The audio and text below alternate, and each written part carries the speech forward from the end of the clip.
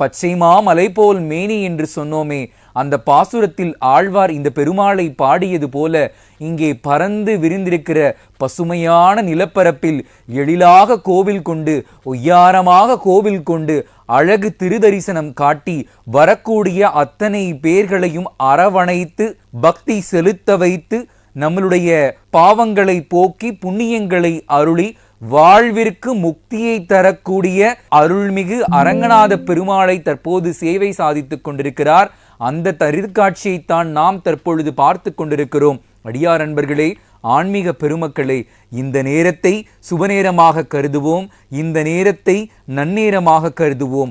அரங்கன் நம் முன்பாக எழுந்தருளி இருக்கிறார். நம் மனக்கோவிலிலும் அவர் வந்து கொண்டிருக்கிறார், நம் உள்ள கோவிலிலும் அவர் வந்து கொண்டிருக்கிறார், நம்மளுடைய இல்லங்களிலும் அவர் இருந்து அருள் பாலிக்கிறார். இதோ பாருங்கள், அரங்கன் அழகாக காட்சி தருகிறார். அந்த அரங்கனை இப்பொழுது நாம் மனதார பாடுவோம். அவனுக்கு வேறு என்ன பிடிக்கும்? அடியார்கள் பெருமக்கள் தூய தமிழால் போற்றி பாடுகிற அந்த பாசுரம் தானே பிடிக்கும், அந்த பக்தி நயம்தானே பிடிக்கும், அந்த அடியார் பாவம் செய்கிற அந்த பண்புதானே பிடிக்கும். அதை இப்பொழுது நாம் தெரிந்து கொள்வோம். மாயவனை மதுசூதனனை மாதவனை மறையோர்கள் ஏத்தும் ஆயர்கள் எற்றினை அச்சுதனை அரங்கத்து அரவனை பள்ளியானை வேயற்புகழ் வில்லி புத்தூர்வன் விட்டு சித்தர் சொன்ன மாலை பத்தும் தூய மனத்தனராகி வல்லார் தூமணி வெண்ணனுக்கு ஆளார் தாமே என்று பெரியாழ்வாருடைய பாசுரம் இந்நேரத்தில் நினைவிற்கு வருகிறது. பூலோக வைகுண்டம் என போற்றப்படக்கூடிய இந்த சிறப்பு மிகுந்த திருத்தலத்தில் இப்பொழுது அந்த திருத்தேரோட்டமானது பக்தர்களால் வடம் பிடித்து இழுத்து வரப்பட்டு கொண்டிருக்கிறது. தேரோடும் அந்த சித்திரை வீதிகளில் சீராக இங்கே தேர் மெல்ல மெல்ல அசைந்தாடி வந்து கொண்டிருக்கிறது. அதை நாம் பார்த்து கொண்டிருக்கிறோம்.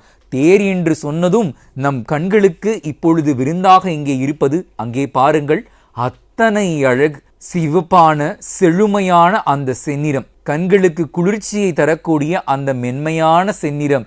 இங்கே தேருக்கு வண்ண நிற துணிகளால் வேயப்பட்டு பெருமாளுடைய திவ்ய திருநாமம் சாற்றி, இங்கே வெண்மை நிற அந்த வெண்ணிற நாமம் சாற்றி தேர் அழகாக நமக்கு காட்சியளிக்கிறது. தேரை சுற்றிலும் தோரணங்கள், மேலே உச்சியில் குடை, குடைக்கு கீழாக கலசம், கலசத்திற்கு கீழாக பல்வேறு அடுக்குகளில் படிநிலைகளை கடந்து அங்கே தேர் பீடத்தில் பெருமாள் எழுந்தருளி இருக்கிறார். அந்த தேரை இழுத்து வந்து கொண்டிருப்பது தேருக்கு சாரதியாக இருக்கக்கூடிய அடியவர்கள்தான். இந்த நேரத்தில் இப்பொழுது நாம் பெருமாளுக்கு திருத்தேர் வடம் பிடித்தல் வாயிலாக சேவை சாதித்துக் கொண்டிருக்கிறோம் என்பதை நாம் சொல்லியே ஆக வேண்டும். நாம் அனைவரும் பெருமை செய்திருக்கிறோம், நாம் அனைவரும் புண்ணியம் செய்திருக்கிறோம்.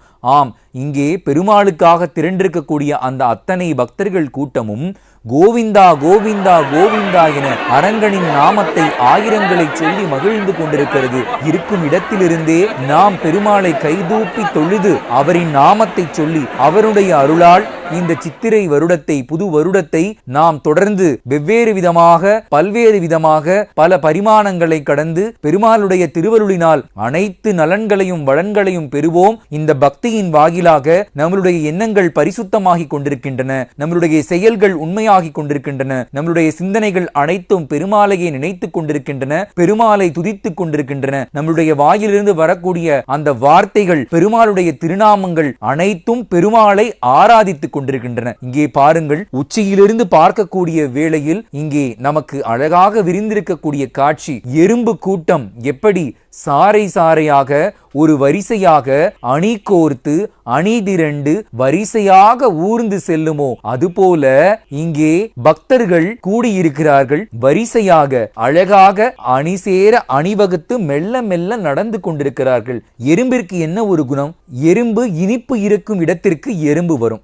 இங்கே இனிப்பாக இருப்பவர் யார்? அந்த இனிமை மிகுந்த நாதனாக இருக்கக்கூடிய திருவரங்க பெருமான். நமக்கு இனிமை என்ற ஒன்று எப்போது கிடைக்கிறது? பெருமாளை பக்தியோடு வணங்கும் போது நம்மளுடைய நாக்கு இனிமையாக அவருடைய நாமங்களை சொல்லும் போது நம்மளுடைய உடலும் மனமும் இனிமையாகிறது, இனிய உள்ளமாகிறது, இனிய உடலாகிறது. நம்மை சுற்றி அந்த இனிய அதிர்வலைகள் பரவுகின்றன என்று சொல்ல வேண்டும். இங்கே பாருங்கள், பக்தர்கள் இங்கே ஒற்றுமையோடு, சைவ வைணவ வேற்றுமை அல்லாது இங்கே இருவரும் ஒரு சேர பாடுபட்டு பெருமாளுடைய நாமங்களை சுவன்றி பெருமாளுடைய திருநாமங்களை மனதில் ஏற்றி ஹரி வேறல்ல அரண் வேறல்ல அரியும் சிவனும் ஒன்று என்று சொல்வது போல இங்கே பெருமாளுடைய அந்த திருத்தேரை வடம் பிடித்து அழகாக இழுத்து வந்து கொண்டிருக்கிறார்கள். இந்த உற்சவங்கள், இந்த விழாக்கள் இதெல்லாம் எதற்காக ஏற்படுத்தப்பட்டன? ஒரு கேள்வியை நாம் மனதிற்குள் எழுப்புவோம். அதாவது செல்வத்துள் செல்வம் அச்செல்வம், செல்வத்துள் செல்வம் செவிச்செல்வம் என்று சொல்வார்களே, அந்த வள்ளுவர் பெருமானுடைய வாக்கு என்பது போல அந்த செவிச்செல்வமானது நமக்கு இருக்க வேண்டும். அதாவது குறைவாக பேசு அதிகம் கேள் என்று பெரியவர்கள் சொல்வார்கள். இறைவனுடைய நாம மகிமை என்னவென்று நாம் சொன்னோம்.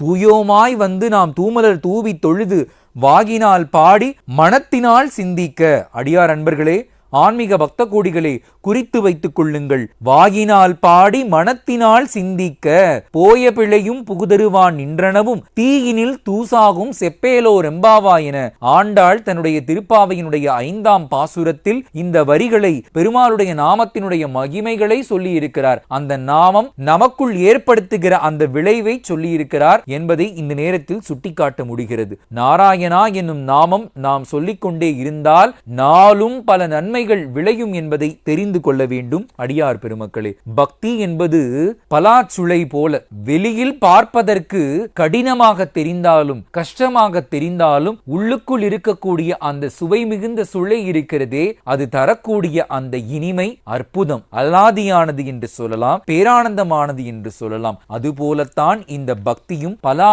பழம் போலத்தான் நாம் என்பதை உணர வேண்டும். ஆலயத்தினுடைய தொப்புள் கொடி சொந்தமாக இருக்கக்கூடிய கொடிமரம் அசையும் தன்மை கூடியது, அசையும் தன்மையுடன் கூடியது.